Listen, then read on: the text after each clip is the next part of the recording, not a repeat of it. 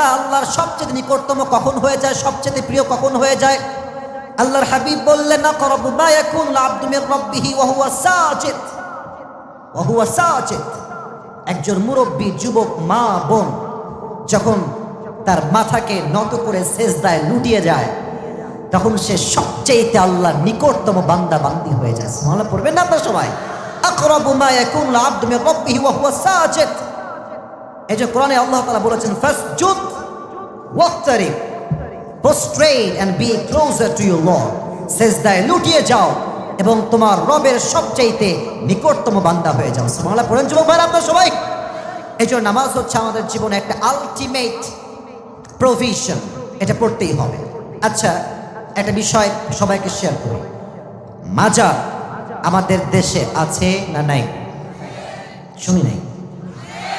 সিলেট নাম শুনছি।